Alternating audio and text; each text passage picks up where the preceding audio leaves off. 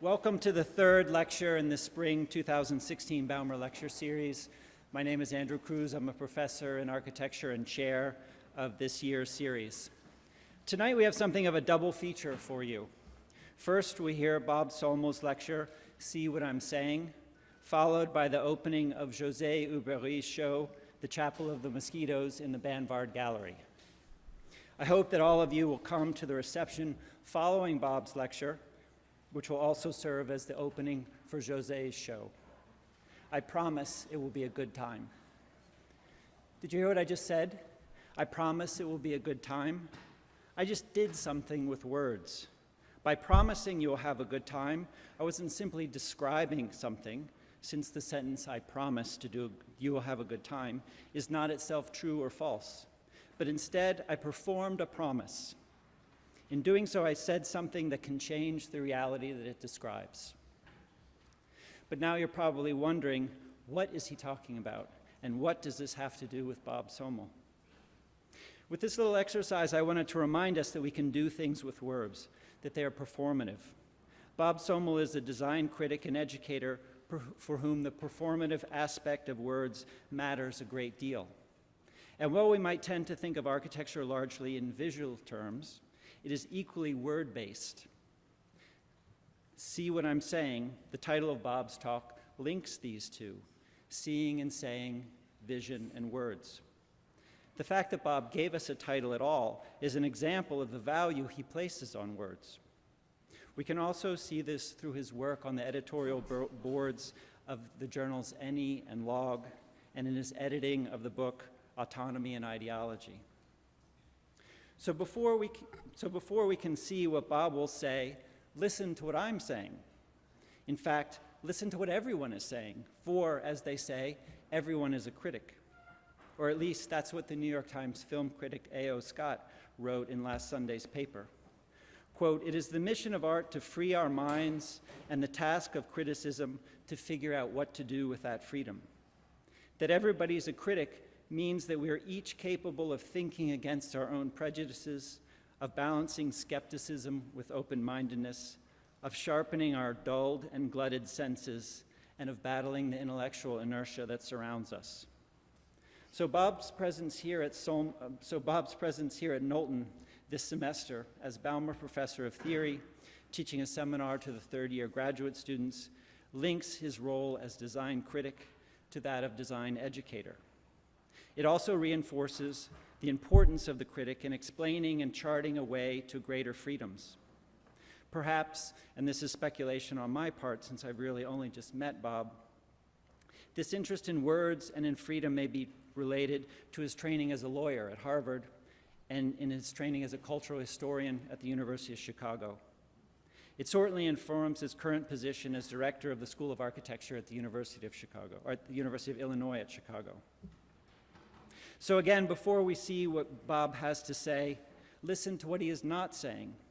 Or better yet, listen to what he said some time ago, because it captures why this combination of words and images can be provocative and subversive in our present moment when architecture is not quite sure what to do, caught in the chop created in the wake of modernism's heroics and postmodernism's irony.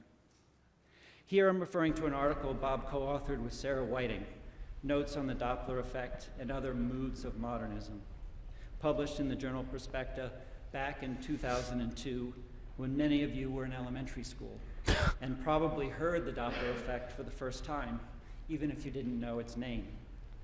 The Doppler effect describes the sounds that travel in front and behind a moving object. They have changing frequencies due to their velocity relative to the object itself. The example usually given is the different sounds you can hear before and after a rushing train passes a stationary listener. Drawing an analogy between this sonic phenomena and historical movement, Bob and Sarah argued that the Doppler effect should allow design culture to create an overlap between the real and virtual worlds in ways that are surprisingly plausible. Bob's talk tonight, I think, adds an important element to this model, where the critic transforms into the architect critic through an examination of the works of Aldo Rossi and Robert Venturi. We look forward to seeing what he has to say about this. So remember my promise about the reception following the lecture, and join me in welcoming Bob Somol.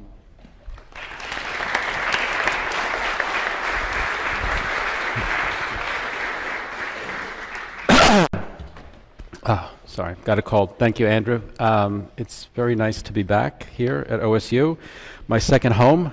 I want to thank everyone who made it possible, from Rob and Jeff and Christy and Meredith and Andrew for his introduction, and all the students. It was an honor to be invited to be the comic relief part of the Baumer visiting professor along with Neil. So Neil gave you the serious stuff, and he allowed me to go for frivolity. So I want to thank Neil in absentia. I set my clock for, basically the talk is in two parts. Part one is the part you've already heard, and part two is the part you don't want to hear.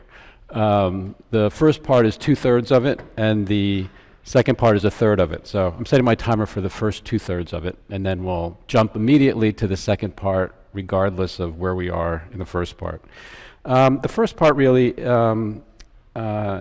an overview of the period from the mid-60s to the mid-90s. And the last third is really a kind of Chicago-centric instance of where we are circa 2015, or to use a kind of event as an exemplar of, or a kind of characteristic of where we are right now. I hope that the second part, in some sense, provides retrospectively a motivation for the first part, the historical part. The first part really traces the relation, I think, as Andrew said, between a realignment between things and words, maybe also between buildings and books, two forms, let's say, that things and words take, but also, as he said, between modes of seeing and saying in contemporary architecture. I'm going to warn you up front that what I'm presenting might be described as a kind of glorified table of contents. So this is for a book that I'm working on right now. So there will be a lot of things to read or words to look at. And so I guess another way to say this is what, in this instance, I think what I'm offering you maybe is more of a meal, of a menu than a meal. So in looking at the conflation of words and things, subject matter in part is in part about the rise of a new form of architectural author or auteur, a new form of architectural subject, the architect critic, but also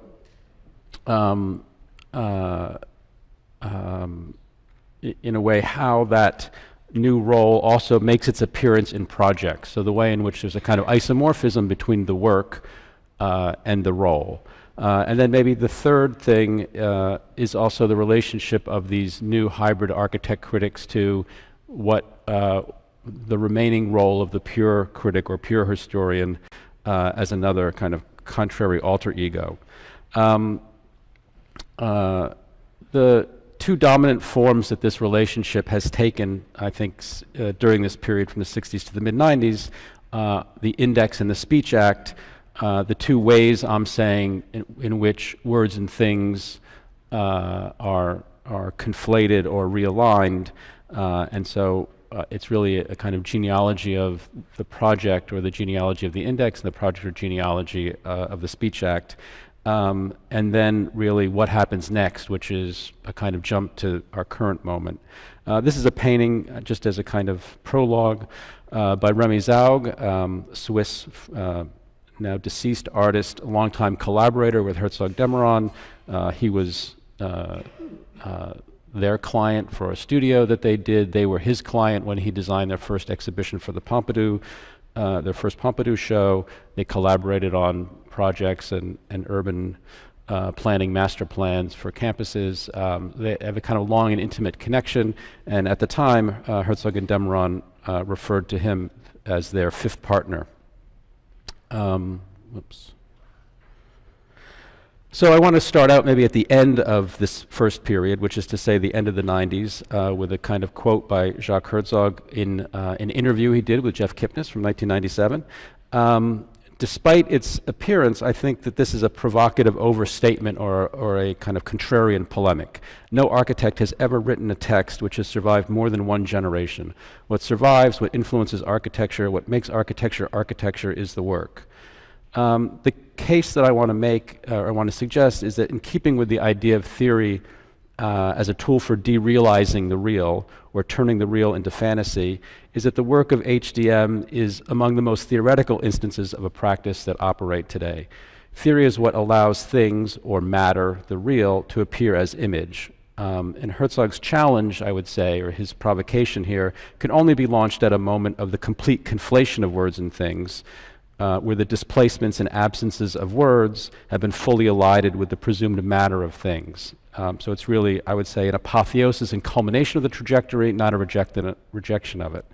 I think that in some ways, in other words, Herzog's, you could say, on the surface of it, challenges Hugo's prediction delivered in 1832, but back referring to 1482 in the novel, that it was over for the old monuments of stone, that they were no longer able to convey cultural history or significance, and that there was the birth of a new technology, namely movable typography, would mean that paper was the new technology through which culture would withstand the ages and record its accomplishments.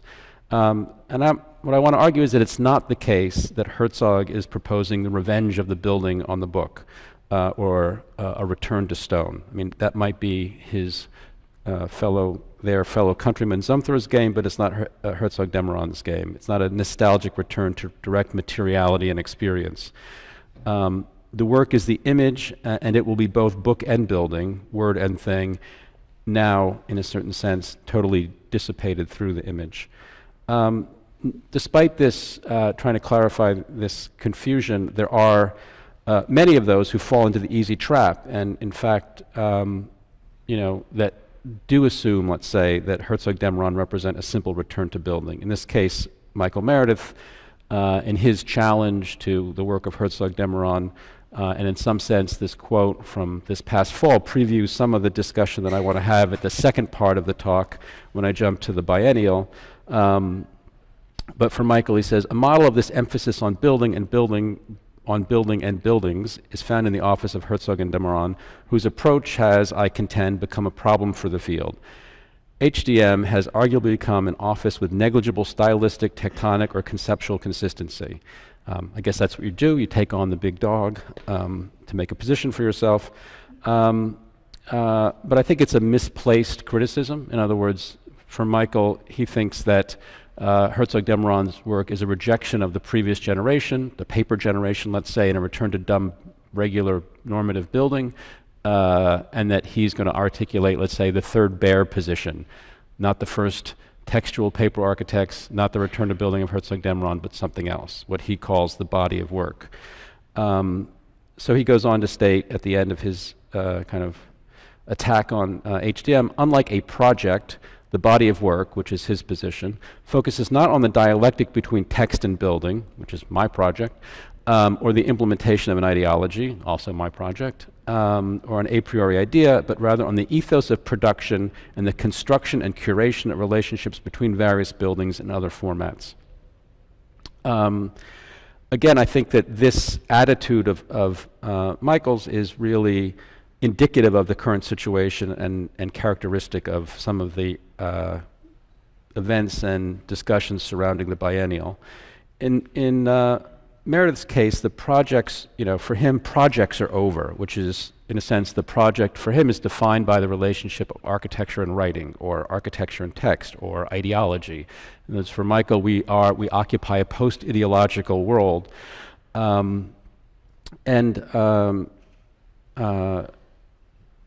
Again, for him, this idea that the body of the work will take over from the project, take the place of the project. But I would say he uses, in a certain way, he uses Herzog de Meuron incorrectly to kill the project, and then which allows him, as a consequence of that, to invoke the body of work rather than the building.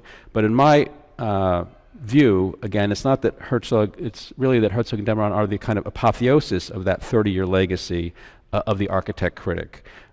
They've simply lost the need for the hyphen. In other words, the project had become successful. There was no need to hyphenate it anymore, which is what I'll get to later.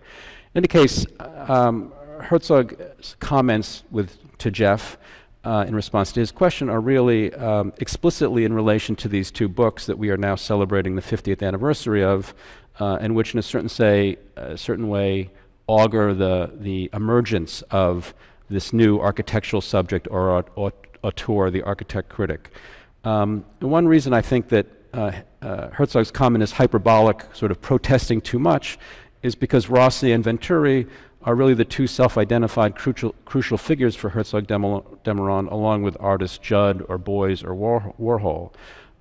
In some sense, Herzog Demeron's work is an extension and crossing of the type of the one with the sign of the other, or you could say the full evacuation of type and the proliferation of the sign. So although the sort of genre practice that Herzog and Demeron engage in doesn't appear to be in line with the architect-critic model initiated by Rossi, Venturi, and maybe reaching its fulfillment with Eisenman and Koolhaas, it totally relies on that legacy for its possibility. I think a more proximate cause for Herzog kind of provocation, you could say, is maybe a more generational contemporary and competitor. It's really, I would say, 2 years after this book, which we are now celebrating the 20th anniversary of, or just did. In a sense, this book appears 30 years after those first two that I showed, 10 times longer than either of them, or you could say maybe 10 times deeper than either of them. The appearance of the book in a certain way does mark the end of that 30-year paper age in architecture, which precedes our so-called paperless age. I think Herzog's comment is kind of on the cusp of that transition, of that paradigm shift.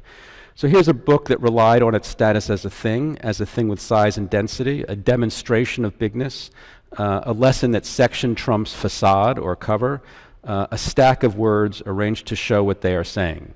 In other words, that quantitative accumulation ultimately breaks down traditional qualitative hierarchies. So it is a performance or a demonstration of the argument in the thing. The book as this CMU or brick. Before getting to this mid-90s moment, I want to linger a little bit more around our anniversary, our 50th together, 1966, which also gave us this book, Foucault's Words and Things, or The Order of Things, which ties to our discussion, and a work by the artist Robert Smithson, A Heap of Language, also from 66, the anniversary of our architect critic. Smithson's Heap of Language also stages its scene as a conflation between things and words, or maybe matter, stuff, and signs. It's a pyramid of words, not stones, or maybe possibly a perspective of language. Either way, the blocks or pavers are words, raising the ambiguity about whether this is a text or a drawing. In other words, is this something that you should read or something that you should look at? So it's sort of at once a poem and a drawing. In this way, it works like a calligram. It's a poem that shows what it's about, or it's a drawing with words that describe the picture. And I would say as a kind of contemporary parallel to Rossi and Venturi, Smithson is equally establishing his own parallel role as the hybrid, hyphenated artist critic at the same moment. A year after The Heap of Language in 67, Smithson co-curated an exhibition at the Dwan Gallery that established on that crossover between things and words with what he called language to be looked at and/or things to be read. As a way of short-circuiting the proper relationship between you look at drawings and you read texts. And I, again, want to use the talk as a way to talk about the rise and fall of the paper age in architecture, along with its privileged subject of the architect critic. And I would say, potentially displaced in the paperless age we find ourselves in, and maybe the role that Michael Meredith is suggesting instead of the architect critic, which might be producer-curator, which we could talk about at the end. In other words, maybe not everybody is a critic, but today everybody is a curator. But within that broader history, I want to make a finer distinction between two ways of the approach to collapsing words and things, which is the index, or here defined as things to be read, or the Speech Act, which I'm calling or equating with language to be looked at. The same year as the exhibition by Smithson at the Dwan Gallery from the Side of Art, Michael Fried, the contemporary adversary of Robert Smithson, begins his 1967 prosecution of minimalism, art and objecthood, with this sentence. This is the first sentence in the text, right out of the gate, no punches pulled. The enterprise, known variously as minimal art, ABC art, primary structures, and specific objects, is largely ideological. It seeks to declare and occupy a position, one that can be formulated in words, and in fact has been formulated by some of its leading practitioners. In a certain sense, then, what Fried's problem is, and he'll ultimately call minimalism literalism, which I think is a great insight, even if he means it critically, a kind of understanding of really what the project is. In other words, for Smithson, part of the problem is the collapse exactly into one persona of the artist and the critic. In other words, artists who formulate their projects ideologically in words. And so literalism, in a sense, is both things. In other words, it's literal physical matter, but it's also literal in the sense of words or literary or literature. So that in a way, literalists are both, it's the stuff and signs collapsed together. And it's really this problem for Fried of the artist critics that you could say parallels many other critics in architecture's problem with the architect critics. In particular, despite the fact that they might be totally antithetical, the American formalist art critic and the Italian Marxist architecture critic, actually Tafori advances a very similar critique to Fried when he says, a criticism realized through images is not equivalent to a critical analysis that employs the instruments of language. In other words, Tafori is equally skeptical both to the operative critics that would advance a particular design position, but also to the architect critics, namely architects who have taken on the obligation of criticism, or as Silvetti will later say, believe that architecture can be a form of criticism from within, that the architecture itself is a kind of writing or a kind of criticism. And both Tafori and Fried will defend the position, you could say, of the pure critic or historian. So back to our anniversary books, appearing again a year after the death of Corbusier, and in a certain sense channeling or resurrecting a kind of earlier source. And this is the third book, by the way, that Herzog, you could say, dismisses when he says nobody remembers books, they remember buildings. And in a certain sense, he really, again, sort of hyperbolically says this is a ridiculous book. It confuses, the architecture and writing. It confuses architecture and art. Again, I think that this, kind of protesting too much, really, and somehow that Herzog and Demeron are just doing architecture. But again, I think it's only because of the successful transformation of the culture of architecture instigated by the earlier efforts that allows them, in a way, to drop the hyphen and drop the hybrid role. And also, you could say that it's their secret fifth partner, like the fifth Beatle, Remy Zaug, who they delegate, you could say, both words and art to. In a certain sense, they commit art and words via proxy in some way.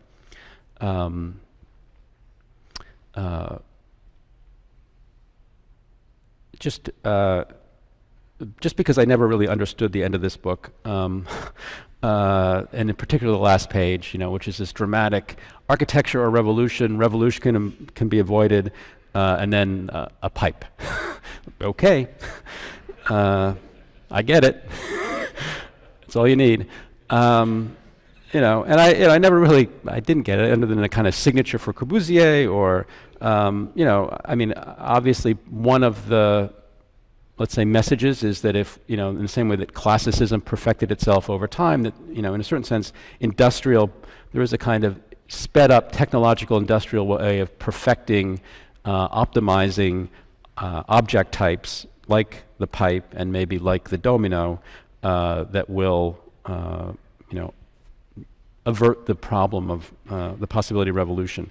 What I'm more interested in is the kind of transparency, for my purposes, between that self-evident conclusion to architecture, revolution, a pipe, with the image and its caption, or the relationship, the seeming transparency, you could say, of form to meaning, image to language, thing to word, form, let's say, to ideology, the kind of self-evident isomorphism and identity between those two parts of it. And if the pipe or the domino was going to be the kind of industrial society's answer to avoid social upheaval, you could say the retort to this image of transparency of word to thing or ideology to form is a couple years later with Magritte's the usage of language, or the treason of language, or this is not a pipe. In other words, the complete, you could say, short-circuiting or delamination of the relationship of image to thing. And in some ways, I think that the Magritte gesture is in a short form what the entire generation of the architect critics are trying to do to modernism. In other words, turn the modern project through the lens of Magritte, to delaminate the ideology or the words and the forms. Although it even starts, you could say, in Colin Rowe's discussion of the Chicago frame. In other words, Chicago Tower is not really modern architecture because it is what it is. It's, in that case, dumb literalism, as opposed to Mises' Glass Tower, which is something it does not profess to be. This is not this. In a certain way, Rowe is performing Magritte even onto the modern masters, in this case Mies, but he also does it with Corbusier. That the post-war gesture is the Magritte gesture done to the object. And in maybe the inversion, you could say, of Magritte is Venturi's version of another Magritte-like gesture, now with the words and the image. Rather than saying that you're not what you apparently are, this is a case of saying you are what you apparently are not. In other words, whatever is clear is that this sort of banal, prosaic loft building, you could say America's version of the domino, is clearly not a monument. But words are giving to architecture what it can't do itself. Or, in other words, it's architecture's early speech act. I am a monument. Saying makes it so. Again, maybe paralleling Smithson's work at the same time, the scale of a letter or word changes one's visual meaning of the word. In other words, the visual size of something, looking at the letter, at the word as a thing, changes its meaning. Language thus becomes monumental because of the mutations of advertising. I'm not going to go through, there are two ways that I'm sort of diagramming this. Let's say if you take toward an architecture and think about its primary categories, I think one thing that the architect critics or the genealogy that I'm about to lay out do is rescript its primary categories through single intensive dispositions, let's say. So in other words, the mid-60s generation really takes chapters of the book and develops them singly as a kind of intensive project. So in a way, Hayduk's project with geometry, or Price's with technology, Rossi with type, Venturi with design. They are other ways of saying regulating lines, engineer's aesthetic, lesson of Rome, eyes which do not see. That there is a re-inhabitation of the project in part intensively. And I think that one way I want to kind of structure that field is to say that there is one axis of logic, let's say between empiricism and rationalism. These are somewhat contentious categories, but let's just say that there's a logic angle or a way of saying, let's say a word axis, and a representational axis between abstraction and convention. In other words, seeing is the horizontal axis and saying is the vertical axis, or legibility and up and down and visibility across. But I think that you could, within the idea of the combination, you could say, of top-down rationalism with abstraction, you could say it is mathematics or regulating lines. Within abstraction and empiricism, or the bottom-up, you could say it's cybernetics or the engineer's aesthetic as redone by Banham and Price. A top-down convention, Rossi and type, a bottom-up convention, Venturi, Scott, Brown with the sign. So this is how I think the field starts to unfold itself. Jack Black is my co-pilot here. I put this in because I know how much the students have decided that I use films and pop cultural references all the time, so I feel obligated to do it. I have to say, I've become feeling really bad about it after sitting through 2 days of having yourself reflected back at you. So I promise this might well be the last time I do this, but for you, this is not like really when in Rome, but maybe when you're invited as a Roman, you have to perform as a Roman because, that's just good manners.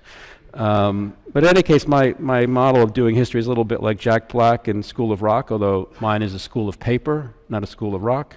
And it starts with let's say the fusion, that transparency that I was talking about between form and function, or really form and ideology, I think is a better way to say it. And the post-war delamination of those projects. In other words, Colin Rowe will say after the war, that this seeming transparency or identity or isomorphism between form and ideology, or you could say seeing and saying, perhaps, there was the physique flesh of modernism, and there is the morale word. There is what the projects look like and what they said. And he says that they were actually never coterminous, and his kind of alter ego, Rainer Banham, in The New Brutalism, says the same thing. He says, look, there's isms as styles, as aesthetics, like Cubism, and there are isms as slogans, like futurism, like ethics. The only difference between Rowe and Banham is that they simply choose different sides. In other words, okay, there's a split between what it looks like, its formal organization, and what it says about itself, its ideology. Rowe says go with the form, Banham says go with the ideology and leave the form. So it's just simply parallel expressions of the inability to hold them together anymore. And I would say in this case also with their primary collaborator. In other words, both Rowe and Banham team up with, you could say, the purest of paper architects, maybe the most paper architects of our time, John Haydock and Cedric Price. But they're not exactly architect critics yet, I would say. I mean, they are, in a way, the combination Rowe, Haydock, and Banham Price presage a future role for an architect critic, but they don't quite inhabit it yet. They call forth a project that doesn't exactly exist yet in their intimate collaborations. So Rowe and Haydock's, the work on Texas, on Lockhart, on the 9 Square. I'll go through this quickly. Banham and Price on the non-plan, Banham's acknowledgement to Price in the LA book, to Cedric Price, who first called upon me to testify in public on LA.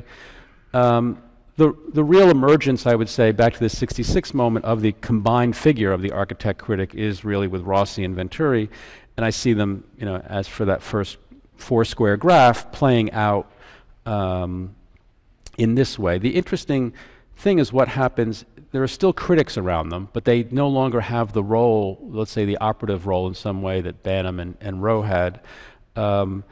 So, in other words, once the figure of the architect critic is fully embodied in an individual, let's say the relation to other critics and historians becomes much more ambivalent. In other words, it's a relationship of assassination and revenge.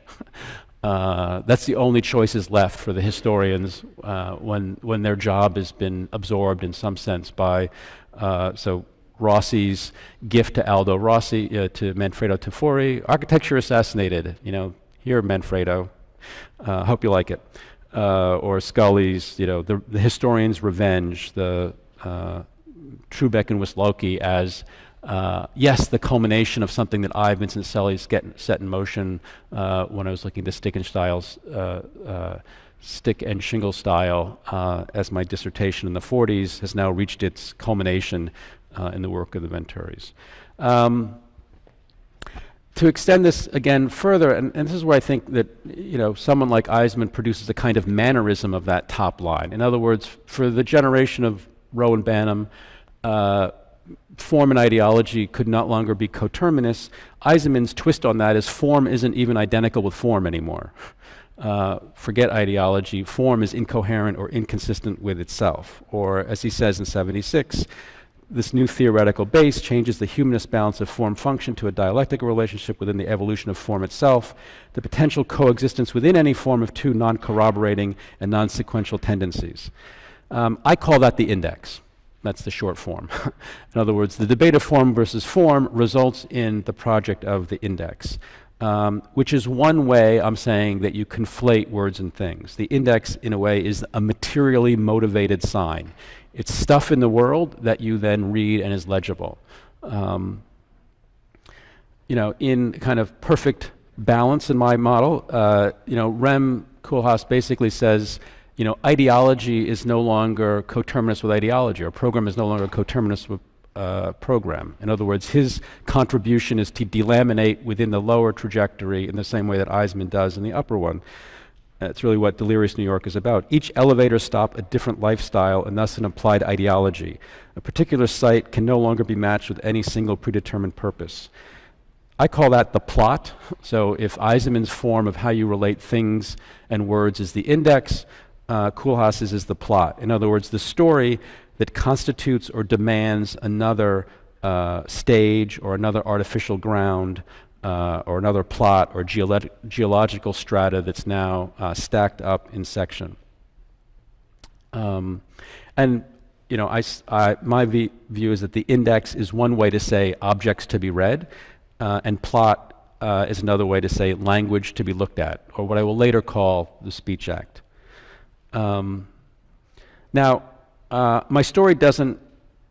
The book doesn't extend beyond this, but I just want to say that that you can easily extend these genealogies or these projects today. That in a sense they're not. In a certain way, the projects are given by the field. In other words, they are structural possibilities within the discipline. And I'm not so interested in specific individuals or times, but to see that also these projects or these genealogies can be extrapolated over longer periods, even if our current moment, they neither seem ascendant nor dominant at the particular moment. But I think Libeskind, in a way, extending that top line, you could say that there's circumstantial evidence for my storyline, which is that Libeskind performs on his three predecessors. His 3 lessons in architecture really is a summation, you could say, of Heydrich, Rossi, and Eisenman. The medieval reading machine, the Renaissance memory machine, and the modern writing machine are, in a certain sense, redeployments of the lessons of the previous 3 figures. If you want another piece of circumstantial evidence, I would say it comes from the side of theory, from K. Michael Hayes' book on the late avant-garde, where he writes 4 chapters. 3 are exactly on Heydrich, Rossi, and Eisenman. Confirmation. The 4th, surprisingly and improbably, is on Bernard Tschumi, which always seemed to didn't make sense to me, except when you read it, you realize it's not really about Tschumi, it's really against Koolhaas. So in a way, it also fits into the grain. So I would say Hayes, along with Libeskind, as confirmation of that trajectory. If I had to say what's another way to unfold the relationship, let's say, of Price and Venturi, or a kind of media and technology, I think that Ito, or systems and media, Ito would be another way. And if I wanted to extend it for the sake of the Baumer into the current moment, I would say you could do it with Scott Cohen and Neil Denari.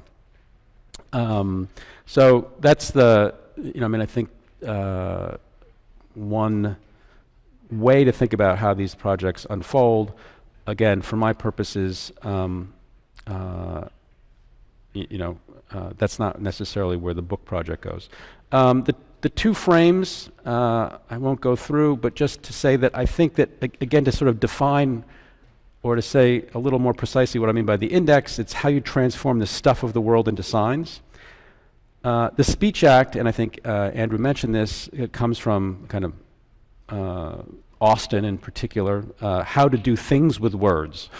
How words can do things, which is another combination. So for me, the speech act is the other version, which is if the index transforms stuff, physical material, into signs, what the speech act does is give words, linguistic assertions, the status of another world that has material effect. I'll give other examples of this as we go along. You could say objects to be read are things that do words, versus language to be looked at are words that do things. And if you look at these 2 sections, I would say the Categorizing project model is a kind of object to be read in this terms, and maybe the kind of Seattle section as a language to be looked at. What I want to sort of complicate now and overcome my constant dichotomizing that has also been reflected to me in a sad way, aside from my self-realization of my tics, is another kind of deviation of word and thing in section. In this case, Herzog-de-Meuron's section with Remy Zaug's elevation, you could say, in Basel. Or in this case, I the image, or I the picture, or I the painting, I feel, in this case. Or their later collaboration in the Kunsthaus extension in Aargauer, another version of I the image, I see.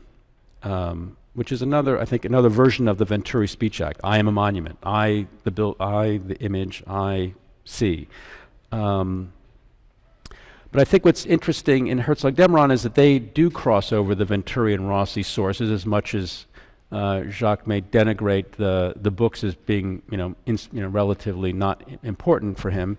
There is a hybridization of these two lines in their work, and in the same way that Eisenman says form is not identical to form, and Rem ideology or program is not identical to ideology, you could say that in Herzog-de-Meuron's case, its matter is not identical with matter, as a different way of unfolding the relationship. And sort of this is the last chapter, you could say, I won't go through it, the Dominus Winery, but again, to sort of juxtapose it with a line by Robert Smithson, literal usage becomes incantory, which is basically how words call up another situation. An incantation is a kind of a speech act, you could say, when all metaphors are suppressed. Here, language is built, not written. And so, to cut to the chase, if Eisenman's form versus form is the index and Rem's ideology against ideology is the plot, in a way, matter against matter is the image. And I would say that whereas both Eisenman and Koolhaas keep the hyphen intact in a certain way, I would say that the image completely dissolves the relationship between matter and sign. The image is a kind of condensation. On the one hand, it's the visible made legible. That's when the condensation, the clarity of the image makes visibility legible. At the same time, you could say it's the word made flesh, a kind of incarnation in that way. And I think, I could play out another line from HDM, including Knowlton's. I will spare you that and cut to my other friend, Alejandro. This is another one of my favorite interviews of all time, second only to Jeff's interview with Herzog, is Alejandro and Koolhaas. Alejandro, this is right after SML-XL is published, and Alejandro, the good former employee and enthusiast, wants to give Koolhaas credit for killing Jenks and postmodernism and semiotics and semiology and the nightmare of that. And so the interview is, but do you not think that semantics also becomes increasingly less relevant in conditions of rapid change, growth, or information excess? This is the condition, the itty world that we talked about in the seminar, the facts of the world, because meanings or signs tend to become obsolete very quickly. Do you not think, that's a good formulation, you must be an idiot if you didn't think that the real potential of bigness and the generic city is the replacement of semantics and signification as relevant techniques for the production of a contemporary material culture? Oh. That's the end of part one. Hang on.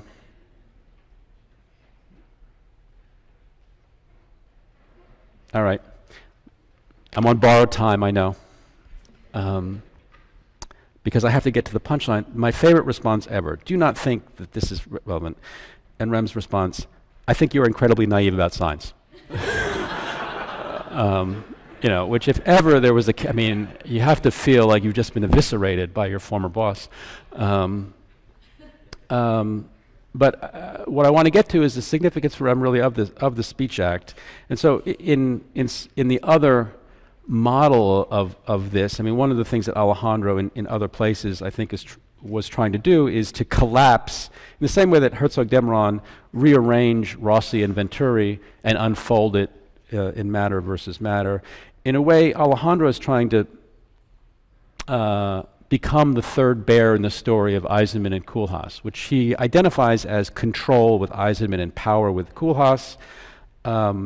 He will also call it technical organization or geometric control on the one hand, or iconography on the other.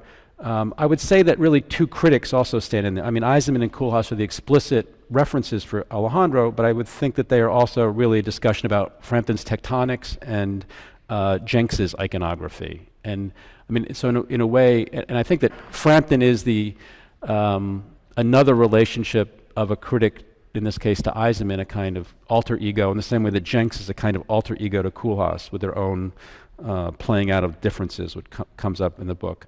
But for me, the short story is dead end.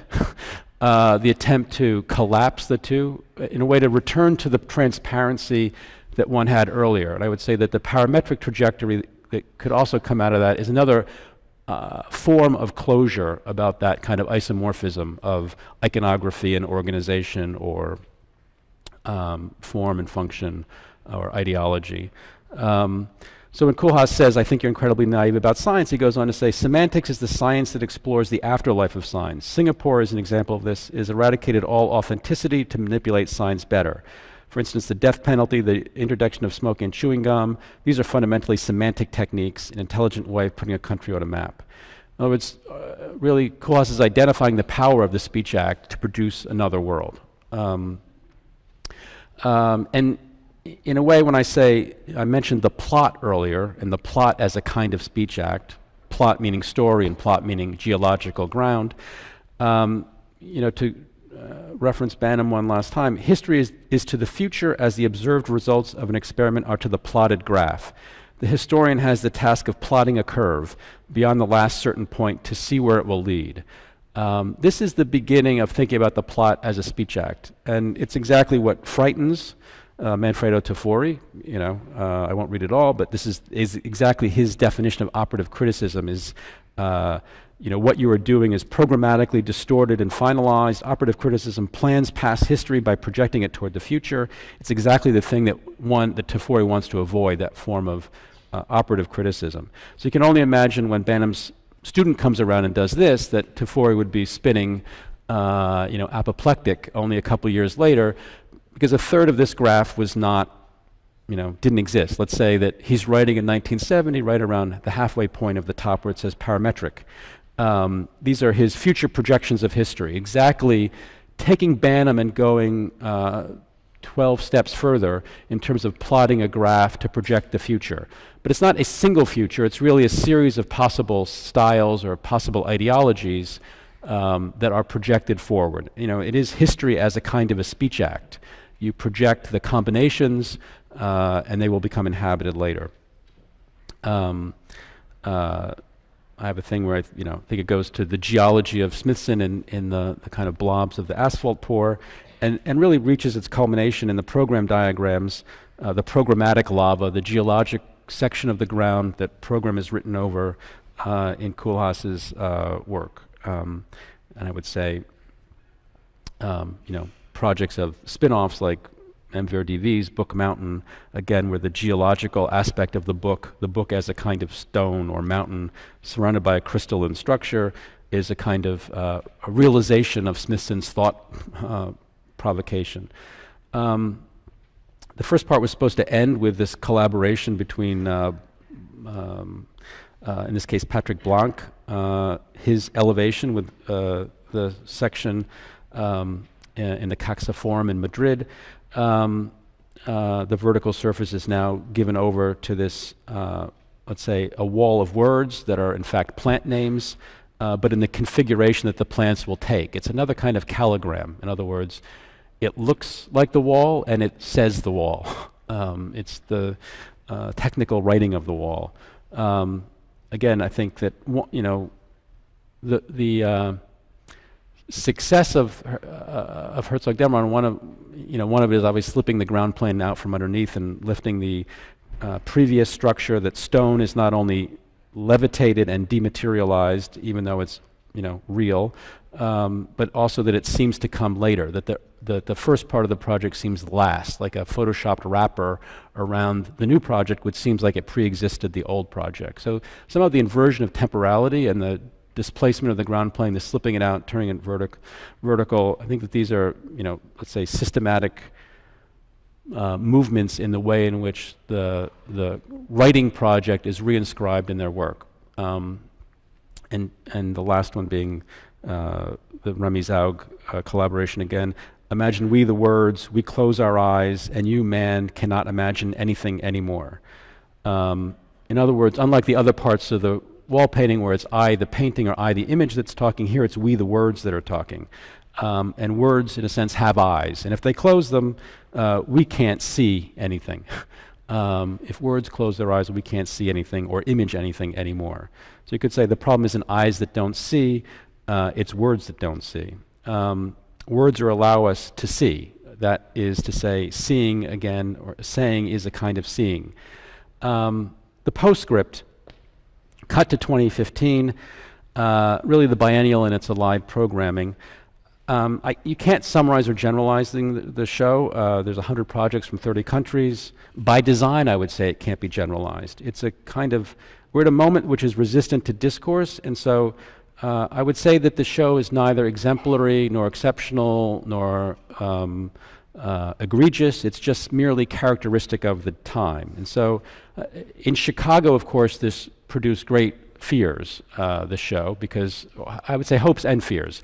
Hopes, finally we will drag retardataire Chicago practice into the future, into the contemporary, or the fears of other locals who are saying, why do we need these outside intruders to that will challenge the Chicago tradition, and we don't need these interlopers.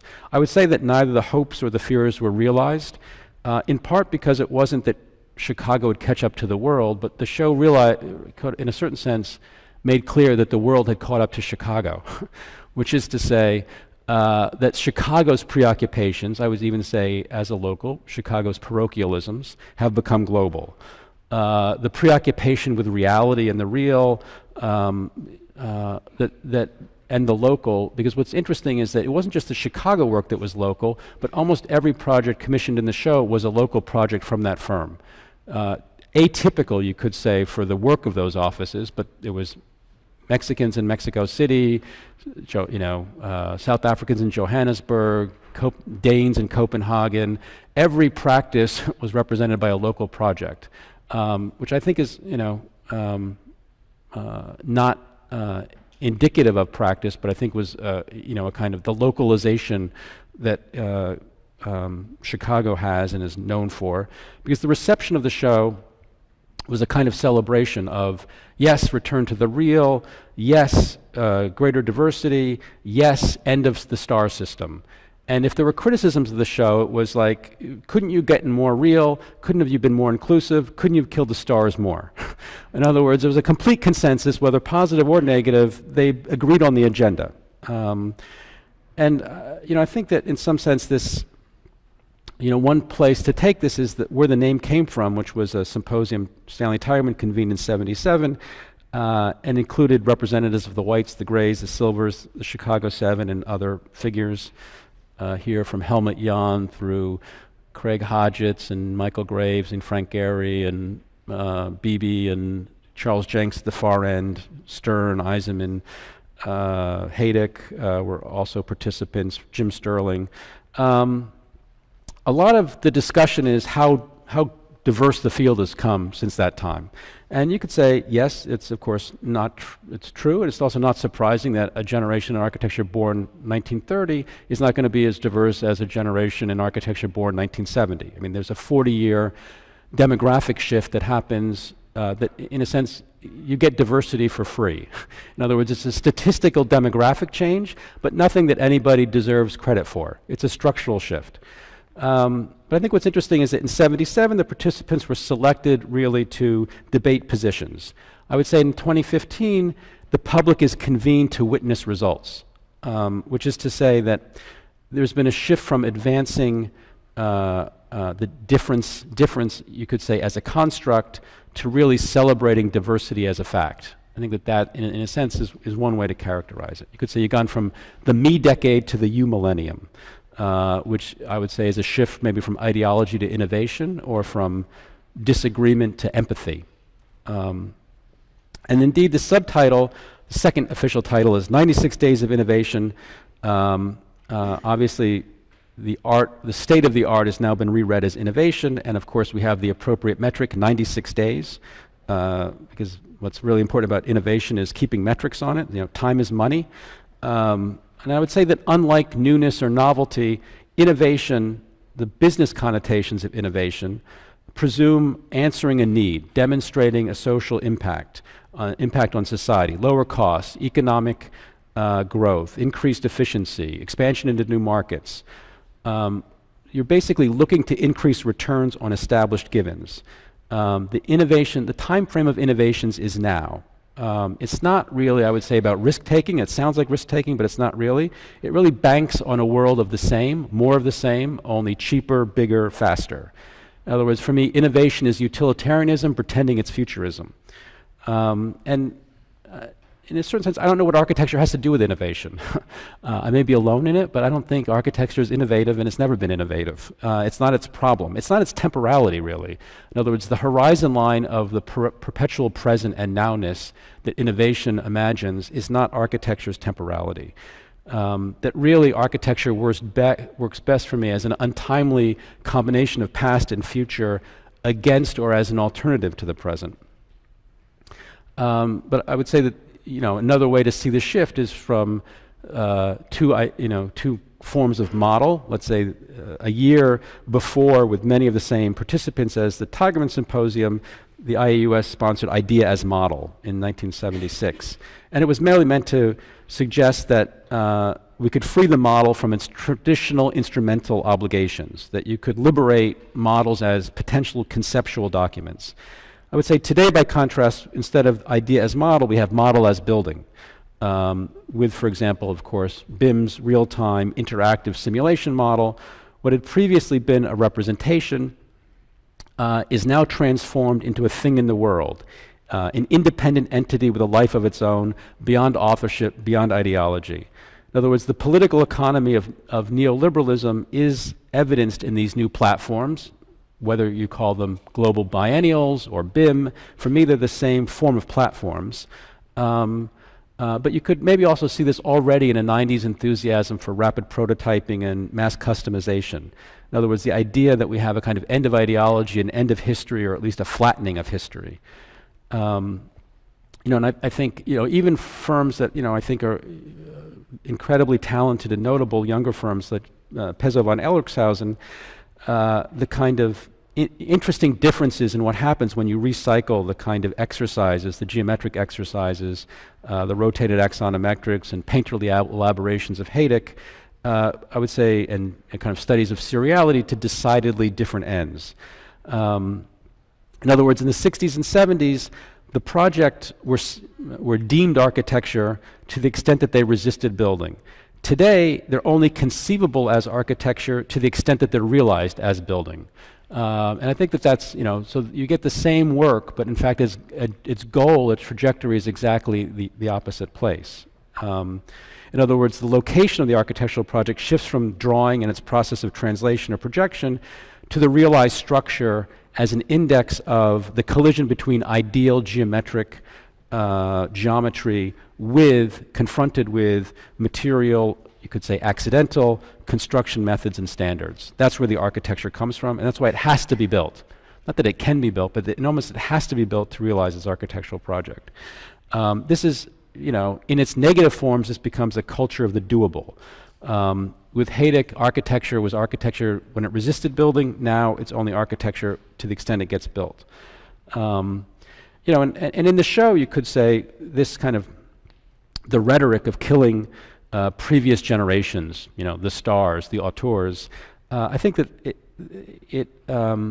in some sense, the work is really just a modest application of discoveries made over the previous two generations. So, in a way, you could say the current reenactment of exposed stud wall construction and the balloon frame, it's read today and it's understood as a concern with McMansions and downsizing, and we have to stop waste and protect the environment. And I would say, it forgets its appearance really in a small domestic house in Santa Monica in the late 70s. In other words, the critics are now more interested in justification than genealogy, and it's as if the other thing hadn't happened. Not only that, but it's, in a way, the thing on the left or let's say the thing on the right really isn't even conceivable as architecture, I would say, without the thing on the left. But the preoccupation with the rationale or the justification instead of establishing the genealogies. Which gets me to this moment of a kind of ancillary program, which was a Van Allen Institute programming that happened alongside the Biennial, and there were all the leaders of firms on the board, and they would show up, come and show their work, and you honestly could not tell the difference between KPF and Studio Liebeskind and some other boutique firm, Gensler. It didn't matter in a way. And they said the same things about them, but the thing was, what they said about them and the projects had nothing to do with one another. And so this is the part, because I know you're getting sleepy, this is our interactive TV show, multiple choice quiz. In that biennial issue of Chicago Architect, there were 3 essays, the 3 key essays by Michael Sorkin, Aaron Betsky, and Gordon Gill, partner of Adrian Smith, Gordon Gill. And I'm going to give you, I want you to match the conclusion of each essay with the author. Okay, conclusion 1. We need to figure out how to make our world more beautiful, open, and sustainable. Conclusion 2. We need to commit to projects that are environmentally sound, economically viable, and intrinsically beautiful. Conclusion 3. We need to invent forms of urban organization that will lead to sustainable, equitable, and beautiful futures.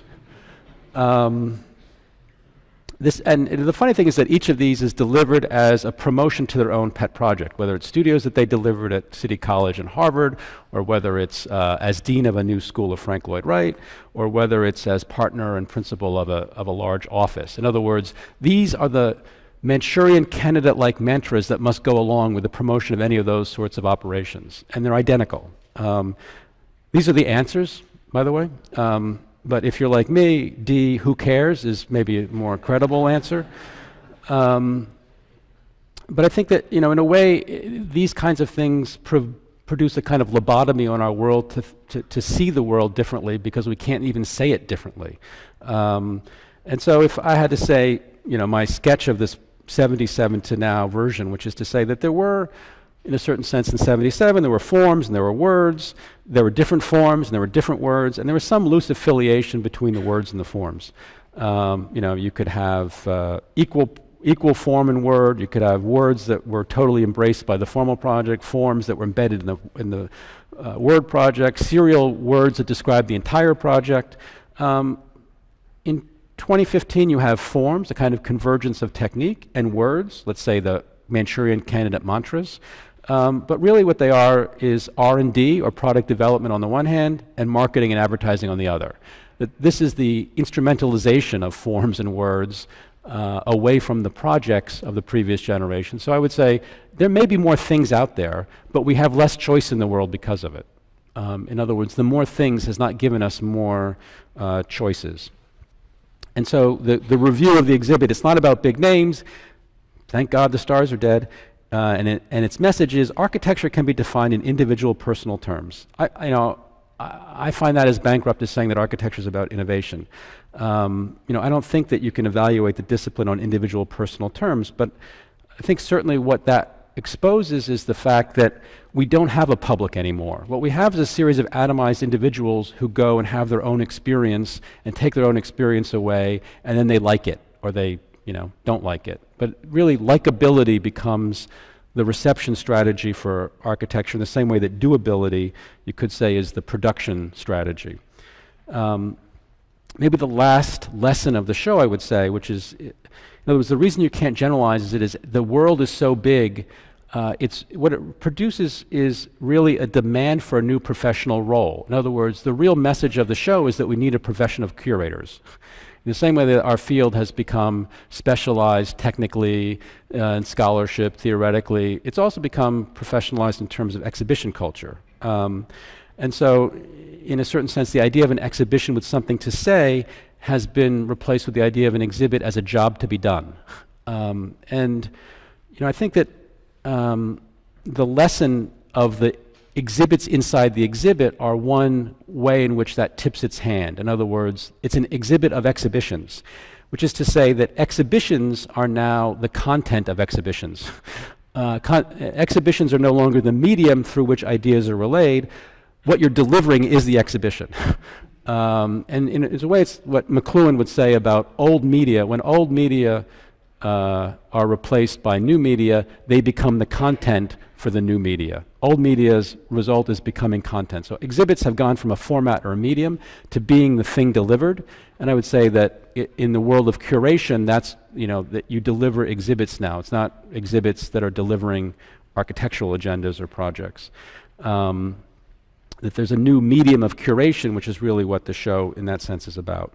And even in exhibits like the GSA, the Columbia one about Contact High, which was, you could say it's a nostalgia for an old media, namely a slide collection, but in a way, the slide collection, the archive, is now produced as the content. It's a kind of emblem of the overall issue, thematic of the transition in miniature.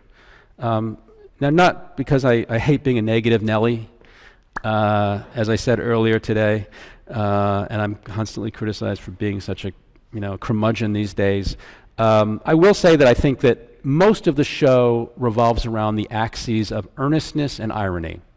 In other words, there are problems and we can fix them, or there are problems, let's put them in quotation marks.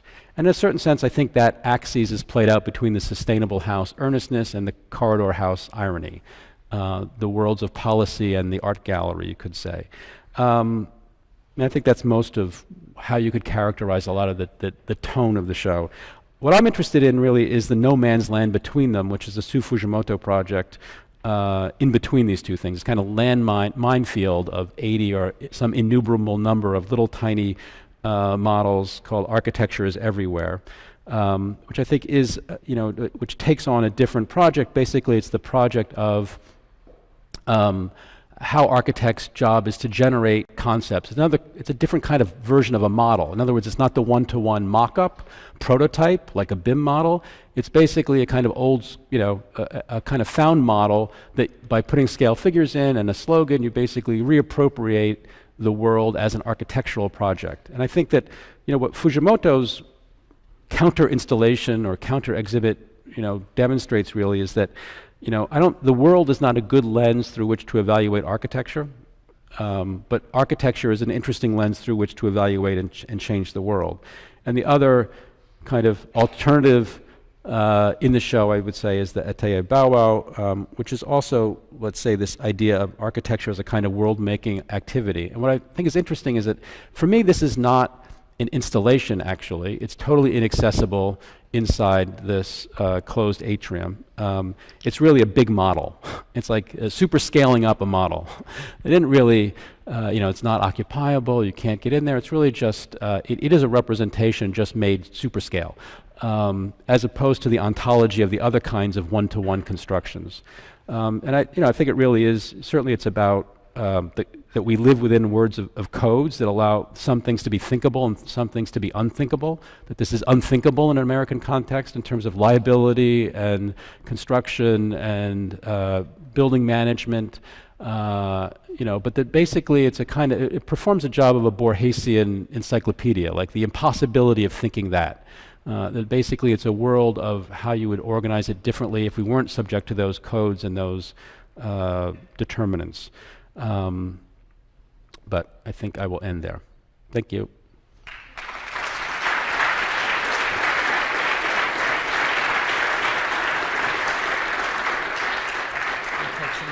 Sure.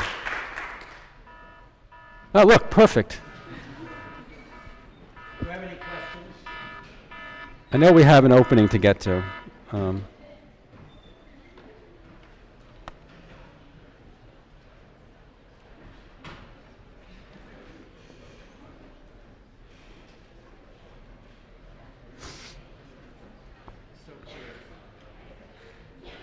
So clear, so long.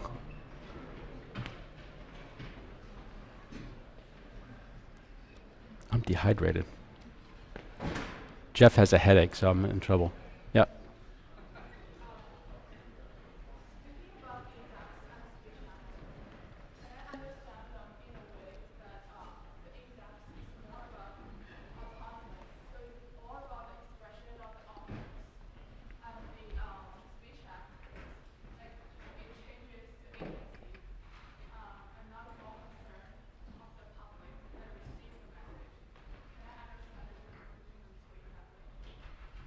Could you say it again? The Speech Act does. The Speech Act is more concerned with the receiving public,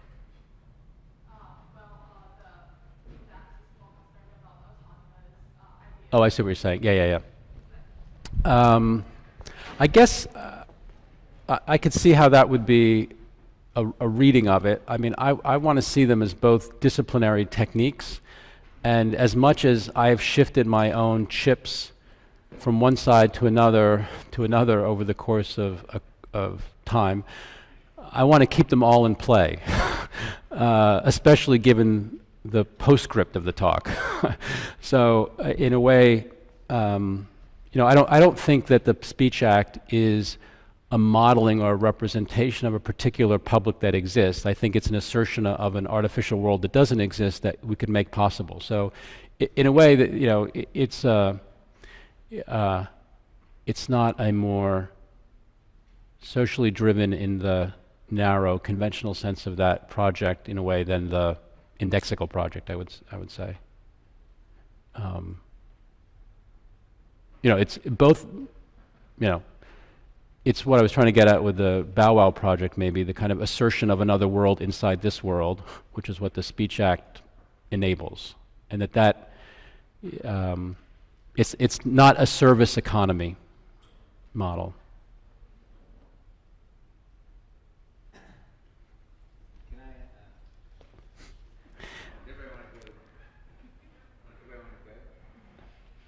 I will pay someone to go.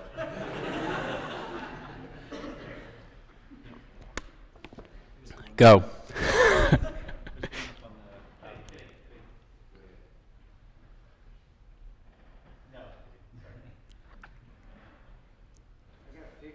Go ahead. One out of the 400 I'm just going to ask now. But let's set aside your inclination to decide the world that refuses to do what you tell it, as opposed to my own interest to say, well, the world's not making any mistakes, I'm just going to see what it's doing. Right. Yeah. So let's say that's our difference. But I'm interested in paying really a close attention to your analysis of the current state of words and things. So when I look at the Bow Wow, I would like to look a little closer at the words and a little closer at the things and the circumstances. So it's not just called Pyrenean circus because it wants the word circus to be there, but it also wants to refer to Yes. the Pyrenean drawings, which uses a CRC to mean a prison. Right. What they call that first artery. You can say it better than me. Yep. Everybody here knows. Prison. Particularly interesting to me about that is that courtyard is totally inaccessible. And they've taken the elements of a circus and a playful environment to exaggerate the politics of play as against exclusion in a government building. So it's a tragic installation. It's not a playful installation. And it becomes a profoundly tragic opera when you read very carefully the title. And yet you present it as a kind of lighthearted comedy because you don't really pay attention to the title. You show the picture and you accept the picture at face value and simply use the title as an allusion to Piranesi, not paying very close attention to the fact that no one can get into or out of the courtyard, and then there's this one moment where there's an escape, where this ladder escapes to the top. So, without doing a very close reading of the object itself and a very close reading of the title, Yeah. you either are open to any interpretation you want, which you don't like, because that's what the critic Right. in the end says, or you do a correct close reading, like, say, I did. And I have done before when I talked only about that project. I think Pyrenean circus, which is also, you could say, the collapse of a high disciplinary reference and a popular cultural reference as a collision of two worlds. I mean, if I listen to your talk carefully, I feel feel responsible to correct the mistakes that the world is making and reassert the relationship between language, a disciplinary relationship to language, and the reading of the project in the context of the politics of the moment in that building. I mean, to me, it's also an argument for inaccessibility as opposed to our obsession with accessible universal design. It's actually a defense of inaccessibility. But then my reading of all the criticisms of that show was that no one did any of that to any of the projects in that show, including you. So everybody decided to look at each piece in that show as if that it was open to whatever they just, so no one took seriously that Tatiana or Michael were asked to do full-scale installations, and Sue Fujimoto was asked to do this. I mean, in other words, they were given assignments, and then they did a project in relationship to that. I mean, so you take them to task for doing full-scale projects. You don't actually look at the project that they did in relationship to the context in which they executed that project. And, so that's what I'm saying is, isn't the program in the context of the politics in which the thing is executed as important, according to your own premises, in discussing the critical procedures and production of the work as, I mean, are you entitled to the freedom to simply say, I think this is not a model, I think this is a model, I think these little bitty models on the pedestals are models or not models. Are you entitled to that discretion? No, I mean, it has to be a question of degree of convincingness, which this is not the format for in terms of the detailed, close reading that you expect. Yes. Well, that's not in the book. That's really to say, what would be the purpose of having a book today in the world that we live in, and does it make possible something that seems no longer to be possible? Well, because I told that criticism at the end about it's exactly the same thing as going to watch the Lego movie and understanding that for the moment it's right and it's not a horror movie, but it was a horror movie 5 years ago, and it'll be a horror movie if it's still in place 5 years from now, which is. But I think you assume that I think in Tatiana Bilbao's case, it was certainly, we want this project from you that you've done before for the purposes of the show. That, clearly in the case of the Tatiana Bilbao is like, she did that study, that's what they wanted in the show, not other projects she did for whatever, reason. I don't think that people are, they get to say if they want to play or not. So you are responsible for being in the show and acceding to the demands that are put upon you, if in fact they were demands that were put upon you. I mean, I think she did a very poor job. I mean, she decided to do it, and she could have done a good or poor job. And I think Michael did an extremely interesting job at executing his invitation, and she did, much like Jeannie Gang's post office.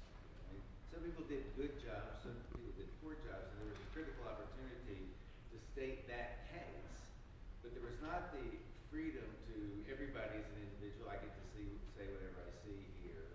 So to take the invitation of the last criticism as the role of a critic, and to turn the show into anything you want it to mean to make it match your lecture, seems to me a kind of opportunism precisely against the role of word and thing and image that you're trying to make a case for in the lecture. I guess, but you did say we were going to hate the last third. And by you, I met you.